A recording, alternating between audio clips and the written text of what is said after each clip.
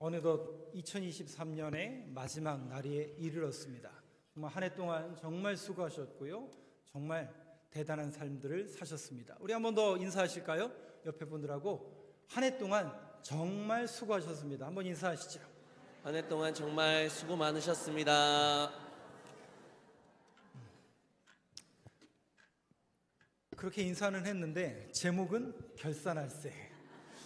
네, 수고는 했는데 결산할 게 뭔가 남아있구나. 그거.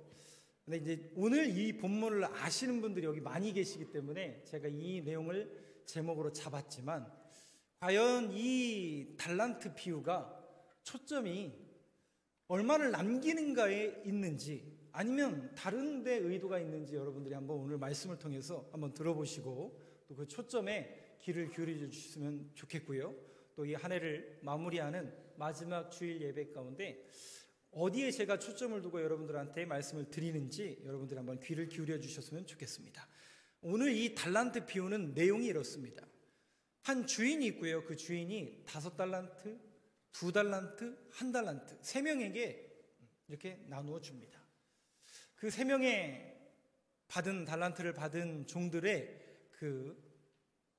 나중에 가져오는 결산할 때 가져오는 그 달란트가 5달란트, 3달란트, 한 사람은 그대로 1달란트를 갖고 오게 되는데, 자, 그 내용을 말씀을 통해서 한번 보면서 어디에 초점이 있는지를 한번 여러분들이 눈여겨보시죠. 14, 15절 한번 보여주시죠.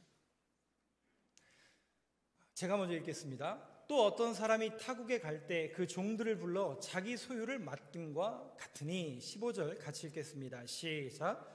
각각 그 재능대로 한 사람에게는 금 5달란트를, 한 사람에게는 2달란트를, 한 사람에게는 1달란트를 주고 떠났더니. 여기 보니까요, 15절에 각각 그 재능대로, 그러니까 주인이 재능대로 5달란트, 2달란트, 1달란트 3명에게 나누어 준 겁니다. 근데 분명히 재능대로라고 그랬어요. 그래서 은사대로, 달란트대로 주었구나, 그 내용이 아니에요.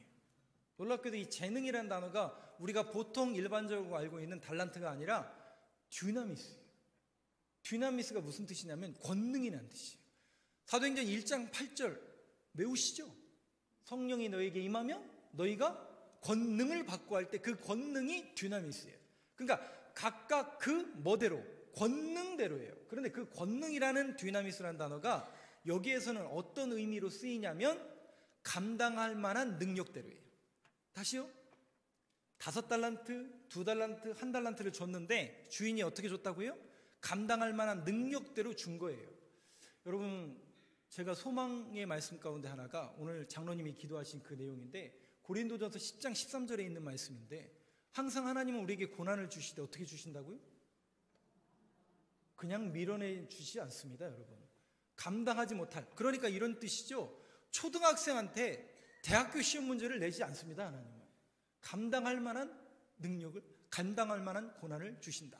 그리고 한번 보실까요? 같이 한번 읽어보겠습니다. 시작. 사람이 감당할 시험 밖에는 너희가 감당할 것이 없나니 오직 하나님은 미쁘사 너희가 감당하지 못할 시험 당함을 허락하지 아니하시고 시험 당할 즈음에 또한 피할 길을 내사 너희로 능히 감당하게 하시느니라. 여러분, 이 말씀에 동의하시나요? 사람이 감당할 시험 밖에는 너희가 당한 것이 없나니 오직 하나님은 미쁘사. 미쁘다라는 게 무슨 뜻이에요? 2가지 의미가 있어요. 신실하다. 신실하다는 또 뭐야? 믿을만하고 신뢰할 만하다. 누가요? 우리 주님은 믿을만하고 신뢰할 만한 분이셔서 너희가 감당하지 못할 시험을 허락하지 아니하시고 시험 당할 즈음에 어떻게 하신다고요? 또한 피할 길을 내사 너희로 능히 감당하게 하시느니라. 여러분, 결국 우리가 이 하나님의 은혜로 여기까지 살아온 거 아닐까요? 이 한 해도 돌아보면서 하나님께서 여기까지 인도해 주신 그 주님 앞에 감사함으로 이 한 해를 마무리하는 저와 여러분 되시길 간절히 소망합니다. 자, 그런데 오늘 말씀 내용으로 들어가면 16절부터 한번 보여주시죠. 자, 3명에게 그들에게 듀나미스대로 감당할 만한 금액대로 5달란트, 2달란트, 1달란트를 맡겼습니다. 자, 그들이 어떻게 반응하고 있는가? 16절, 17절 저하고 교독하겠습니다. 5달란트 받은 자는 바로 가서 그것으로 장사하여 또 5달란트를 남기고 2달란트 받은 자도 그같이 하여 또 2달란트를 남겼으되. 넘겨주시죠.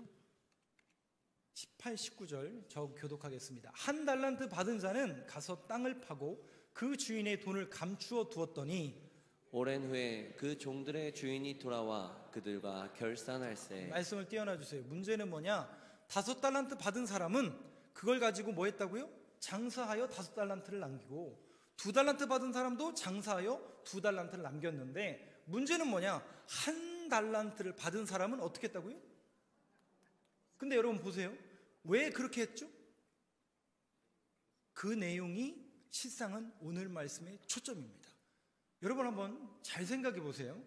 23절 말씀이 이제 결론이 될 텐데 여기 19절 말씀에 보면 오랜 후에 그 종들의 주인이 돌아와 그들과 뭐 한다고요? 결산할세요.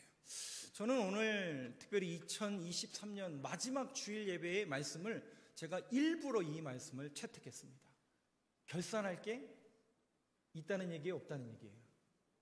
우리가 이 한 해를 돌아보면서 오늘 이 말씀의 자리에 여러분들이 나오셨고 하나님을 만나러 모셨는데 이 시간 다시 한번 여러분들의 마음속에 부끄럽지만 여러분들이 이 한 해 동안 하나님 앞에 부끄러운 모습들이 반드시 있었을 겁니다.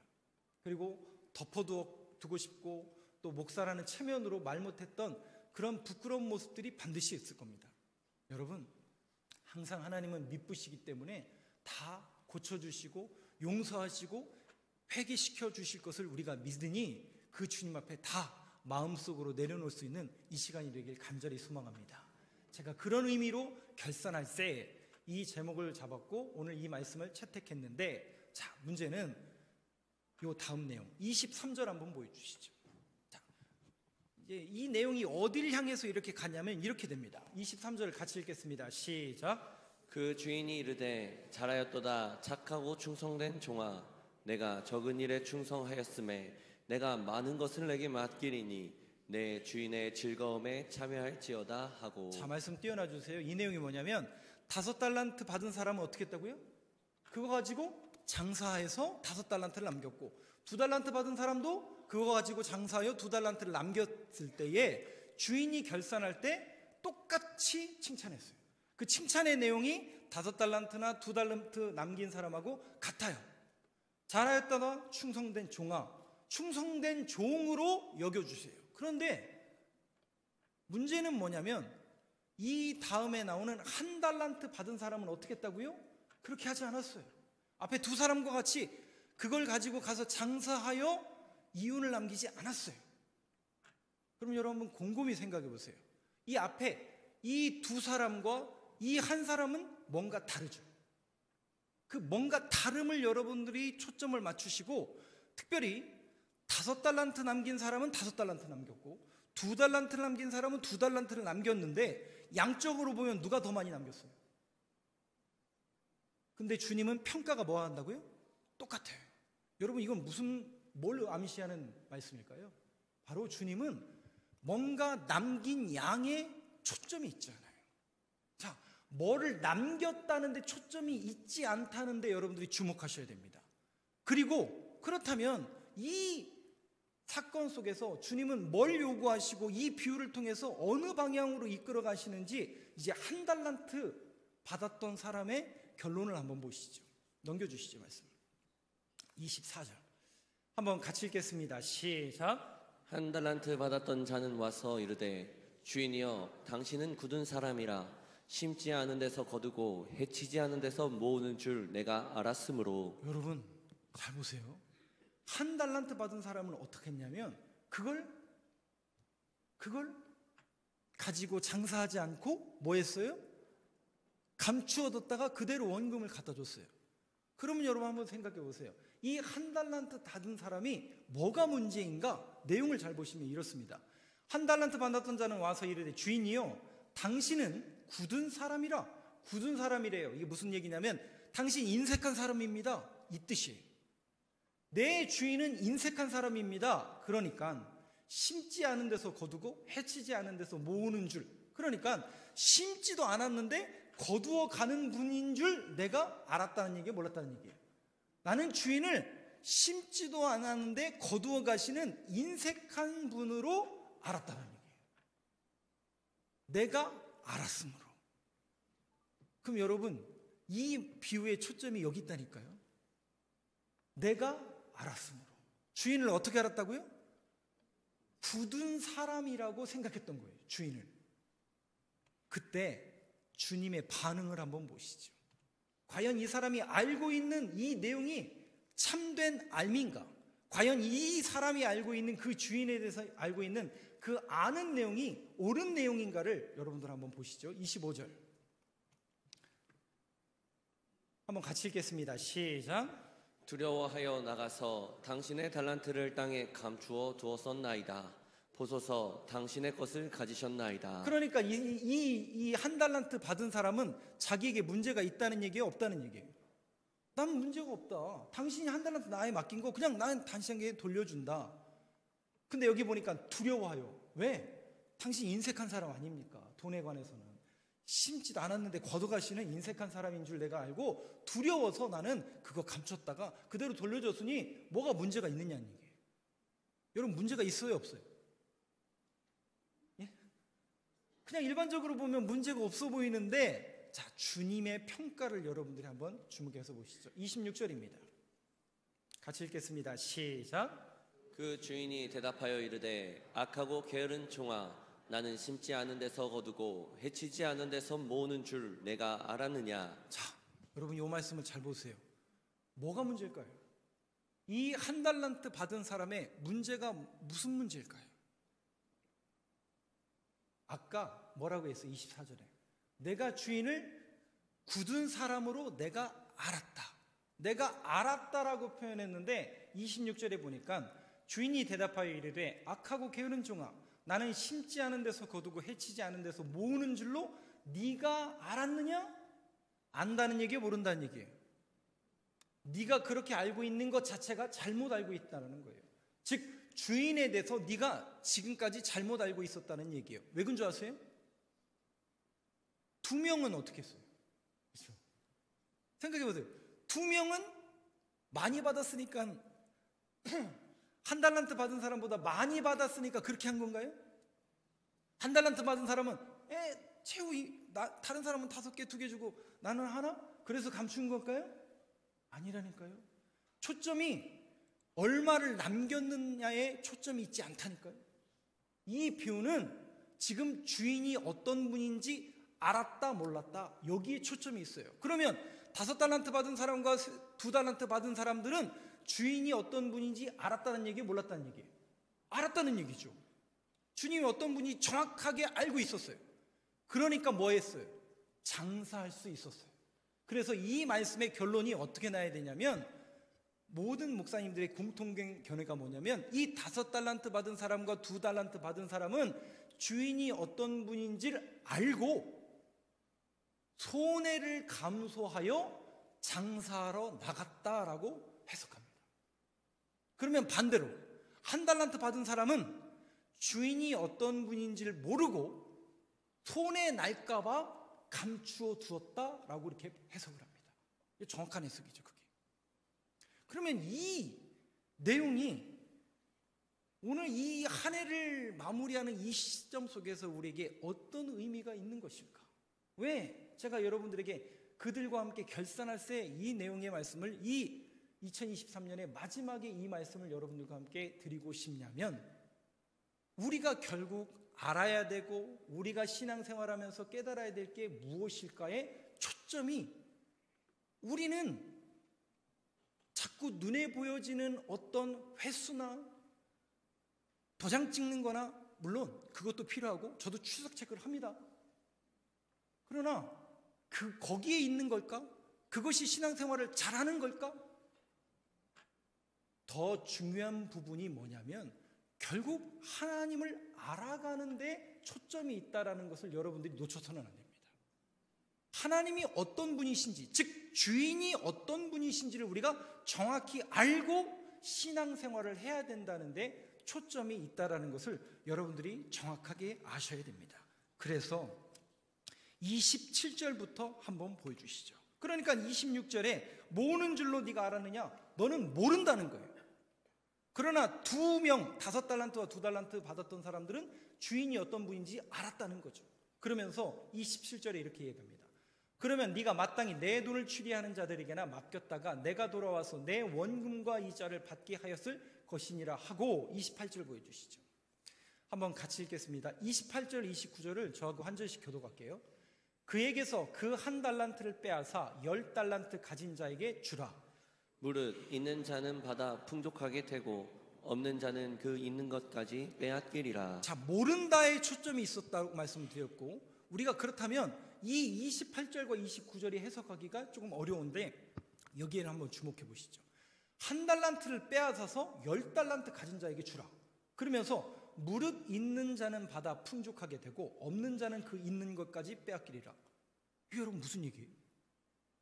있는 사람은 더 많이 가지고 없는 사람은 더 적게 가진다라는 뭔가 자본주의의 그런 논리인가요? 이게 무슨 뜻이에요, 여러분 이게?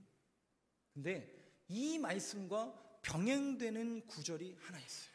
그게 바로 요한복음 15장에 있는 그 말씀이에요. 1절, 2절 한번 보여주시죠. 요한복음 15장에 있는 내용이 뭐냐면 나는 참 포도나무요 내 아버지는 농부라. 이게 무슨 얘기냐면 주님이 제자들을 불러놓고 비유하시는 거예요. 그러면 포도나무는 누구란 얘기예요? 포도나무는 누구란 얘기예요? 하나님이에요, 예수님이에요? 예수님. 포도나무가 예수님이고 농부는 누구라고요? 하나님이라는 거죠. 가꾸는 농부는 하나님인데 그럼 우리는 뭐예요? 가지. 예. 포도나무, 예수님이 되시는 그 포도나무에 붙어있는 가지가 우리라는 얘기예요. 그걸 비유로 드는데 2절 말씀에 아까 마태복음 25장 29절에 있는 말씀이 그대로 남아요. 한번 같이 읽겠습니다. 시작. 무릇 내게 붙어 있어 열매를 맺지 아니하는 가지는 아버지께서 그것을 제거해 버리고 무릇 열매를 맺는 가지는 그 열매를 맺게 하려 하여 그것을 깨끗하게 하시느니라. 여러분 보세요. 내게 붙어 있어 열매를 맺지 아니하는 가지는 아버지께서 그것을 제거해 버리시고 무릇 열매를 맺는 가지는 더 열매를 맺게 하려 하여 그것을 깨끗하게 하셨느니라. 가진 자는 더 가지고 없는 사람은 더 없게 한다라는 내용이 실상은 이 내용으로 해석이 되어져야 된다라는 것이죠. 그렇다면 이게 도대체 무슨 얘기일까? 왜 주님이 달란트 비유를 하시다가 요한복음의 비유와 병행구절로 말씀하셨을까? 바로 여기에 초점이 있습니다. 여러분, 결국 우리는 하나님께서 저와 여러분들을 만나시겠죠. 우리를 이제 기다리고 계시고 그분이 결산할 때가 반드시 있겠죠. 물으실 겁니다. 어떤 신앙생활을 했는지, 어떤 삶을 살았는지에 대해서 다 보여주실 겁니다. 그때 되면 정말 부끄럽겠죠. 덮어두었던, 참 부끄러워서 말 못했던 그런 모든 것들을 낱낱이 고발하실 테니까 정말 부끄럽겠죠. 그런데 반드시 그것을 결산하신다라고 말씀하시는데 중요한 게 뭐냐?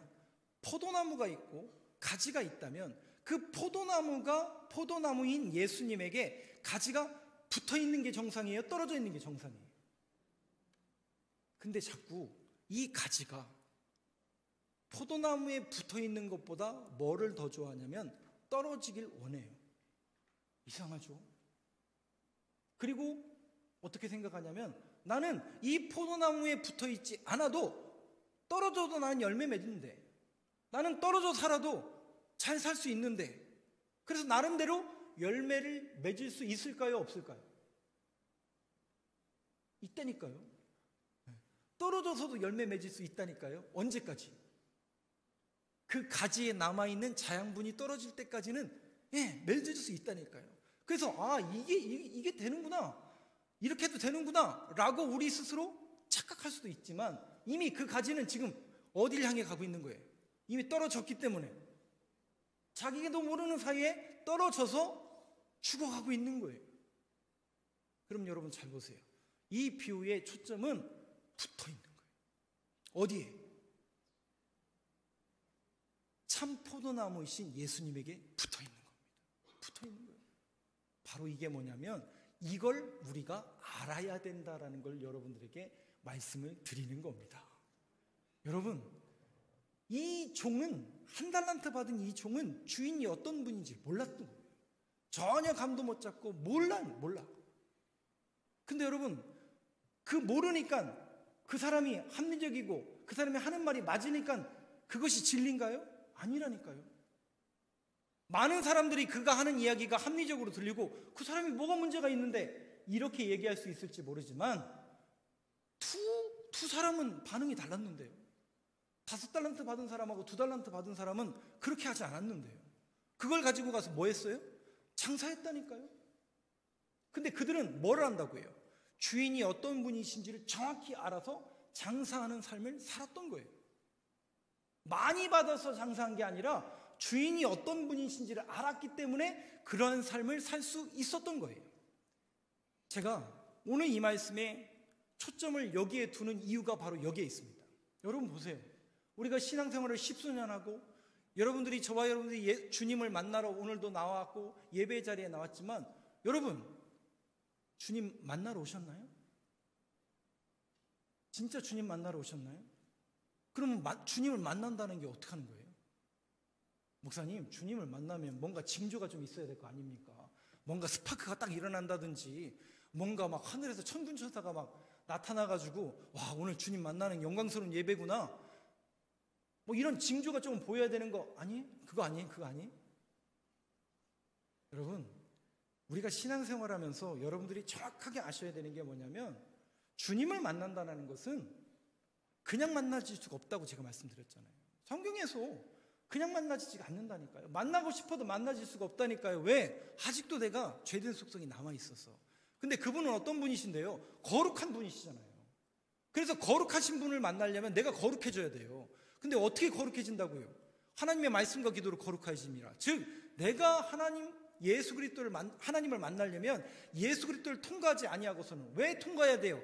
그분이 나의 죄를 사해 주실 것을 믿기 때문에 예수 그리스도의 보혈을 의지하여 주님을 통과하는 거예요.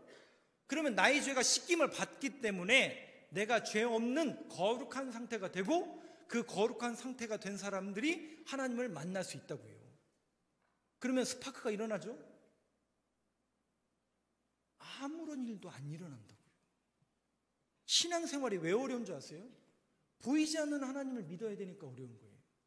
들리지 않는 소리를 들어야 되니까 어려운 거예요. 그래서 성령 하나님을 우리에게 보내주신다고 그랬잖아요.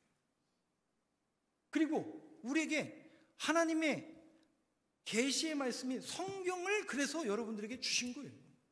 이거 여러분 폼으로 들고 다니라고 여러분들에게 주신 거 아닙니다. 이거는 읽으라고 주신 거예요. 왜? 왜 읽어야 된다고요?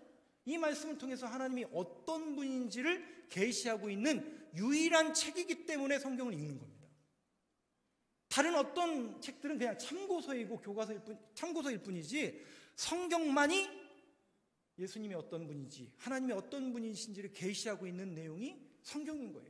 그래서 주님을 우리가 더 알길 원하나이다. 그 찬송이 있잖아요. 예수도 알길 원하네. 예수도 알길 원하네. 그거 있잖아요. 그거. 그 찬양이 그냥 나온 찬양이 아니에요. 우리가 우리 주님이 어떤 분이신지를 내가 정확히 알아야 되겠구나 라는 그 열망과 그 지식에 대한 진리에 대한 갈급함이 여러분들에게 반드시 있을 겁니다. 그러면 우리는 어떻게 반응해야 되냐면 말씀을 읽으셔야 돼요. 그리고 이 말씀을 통해서 우리 주님이 이런 분이시구나 라는 것을 여러분들이 깨닫고 그 주님을 신뢰하고 믿는 겁니다. 죄송하지만 스파크가 안 일어나요. 징조가 안 일어나요. 너무 조용해요. 너무 조용해요. 근데 여러분 보세요. 그 말씀이 믿어지는 사람이 있고 그 말씀이 아직도 믿어지지 않아서 뭔가 그래도 있겠지. 목사님 그래도 좀 믿는데 뭐 너무 싱거운 거 아닙니까? 자꾸 거기다가 뭘 쳐요.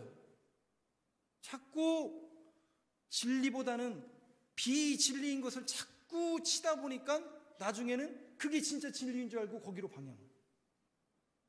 여러분 그 현혹에 빠지지 마시라니까요.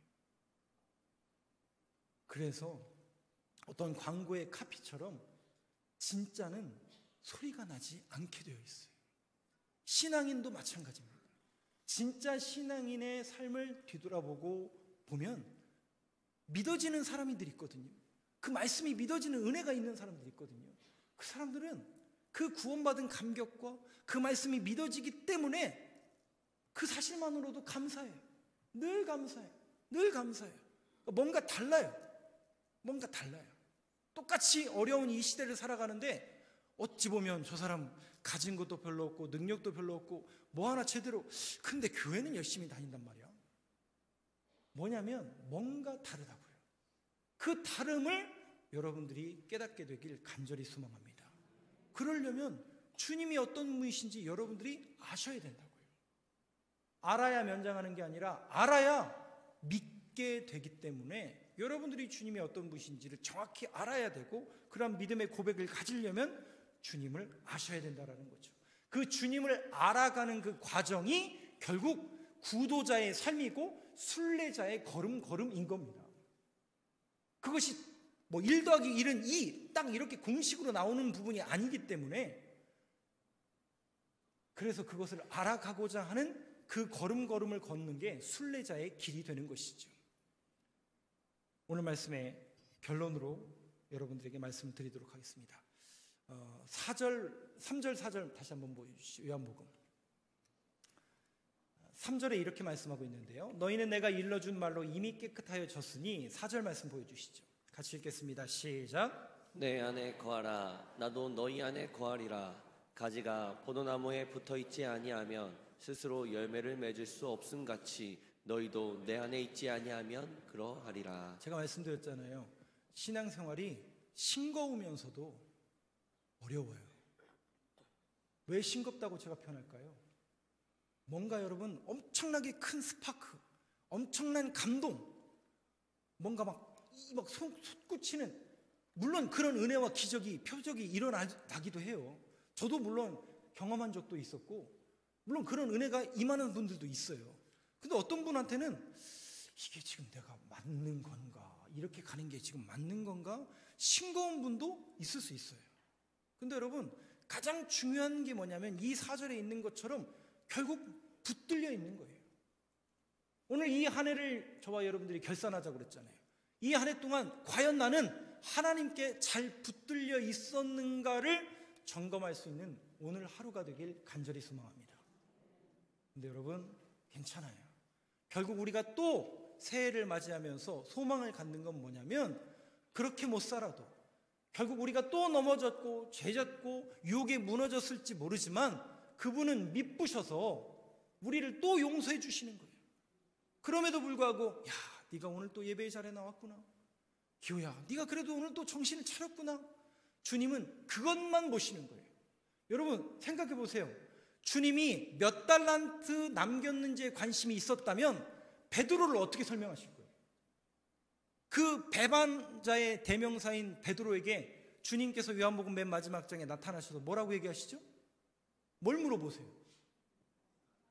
야, 너 왜 나 배신했냐? 너 그렇게 나 철통같이 주님 죽으시면 나도 따라 죽겠다더니 맨날 도망가더라? 이러시던가요? 주님의 초점은 얼마만큼 남겼는지에 관심이 없으시다니까요. 그럼 어디에? 얼만큼 네가 나를 아느냐, 얼만큼 나에게 잘 붙들려 있었느냐, 이것만 보신다고요. 그래서 주님의 질문이 뭐였다고요? 네가 나를 사랑하느냐. 베드로가 뭐라고 그래요? 베드로가 무슨 동 산다고요? 면목동 산다고 그랬잖아요. 면목 없는 인생이라 할 말이 없는 거예요. 네, 그렇잖아요. 할 말이 없잖아요. 그게 뭐라고 얘기해요? 내가 주님을 사랑하는 줄 주님이 아시나이다. 여러분 이 말처럼 참 면목 없는 얘기가 어디 있습니까? 근데 주님이 나를 사랑하는 것을 내가 아나이다라고 고백하는 거예요. 내가 주님을 사랑할 힘 없는 거 주님 아시지 않습니까? 내가 그렇게 철석같이 주님을 믿노라고 고백치고 막 통성으로 그랬는데 여지없이 저 문 밖에는 그 세력 앞에 무너지는 거 주님 아시지 않습니까? 그러나 내가 붙잡고 내가 아는 한 가지는, 그럼에도 불구하고 주님이 어떻게 하신다는 거예요? 베드로만을 사랑하시는 것이 아니라 예수 그리스도를 구주로 고백하는 모든 저와 여러분들을 사랑하신다라는 그 그 변하지 않는 진리만큼은 여러분들이 알게 되길 간절히 소망하고, 그 사실을 믿고 우리는 뭐 할 수 있는 거냐면 또 내년도 면목 없지만 주님 붙들며 나아갈 수 있는 겁니다. 여러분, 이게 우리 신앙의 가장 기본이 돼야 되고 기초가 돼야 되는 거예요. 헌신이요? 예배 생활이요? 헌금 생활이요? 믿음이 없어서 못한다고 하지만 실상은 주님을 모르기 때문에 하는 겁니다. 주님을 제대로 알고 주님을 제대로 만나고 주님의 사랑을 깨달으면 문 걸어 잠궈도 넘어와서 예배 드리게 되어 있어요. 헌금하지 말라고 해도 헌금하게 되어 있습니다. 왜? 주님의 사랑이 너무 큼을 알기 때문에. 여러분, 이 사실이 다시 한번 눈이 떠지는 이 시간, 이 말씀이 되길 원하고, 다가오는 새해에도 주님의 사랑을 더욱더 깨닫는 저와 여러분들이 되어서 주님 앞에 더욱더 사랑함으로 고백하며 나아가는 예배의 자리, 신앙생활의 자리가 되길 간절히 소망합니다.